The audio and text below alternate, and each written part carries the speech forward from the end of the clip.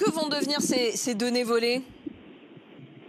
Les données vont être probablement exploitées pour en priorité faire du phishing de façon très ciblée, c'est-à-dire que vous allez recevoir des courriers avec vos noms, vos identités, des coordonnées totales vous concernant, donc ça aura l'air vraiment totalement personnel. On appelle ça du spear phishing, hein. C'est vraiment c'est ciblé et ça fait que le risque de fraude devient encore plus grand. Donc la seule chose qu'on peut pour le moment dire à toutes les personnes qui risquent d'être victimes de ça, c'est d'être extrêmement attentives à tous les mails, à tous les SMS qu'elles vont recevoir provenant de cette plateforme ou des organismes associés. Il faut faire attention à ça aussi.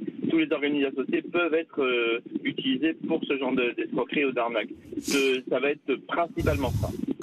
Pierre Pénalba, on va essayer de donner des conseils précis aux personnes qui nous écoutent. Qu'est-ce qu'on peut faire au-delà du fait d'être vigilant? Rappelez-nous les conseils de prudence de base.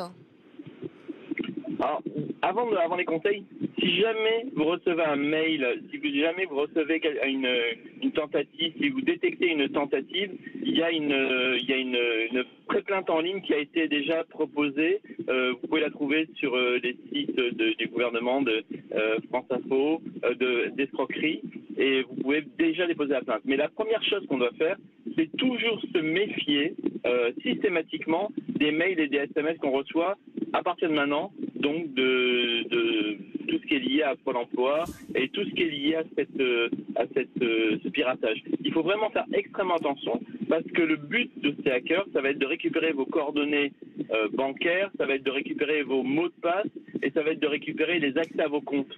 Donc tout ça, ça va être une grande opération et je pense que ça va toucher beaucoup de gens parce que autant une partie des auditeurs vont être relativement vigilants, autant vous allez recevoir un SMS sur votre téléphone vous indiquant que vous avez besoin de remettre votre compte à jour, que vous allez recevoir un remboursement.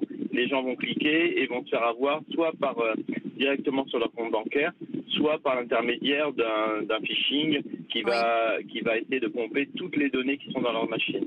Merci Pierre Pénalba d'avoir répondu à nos questions.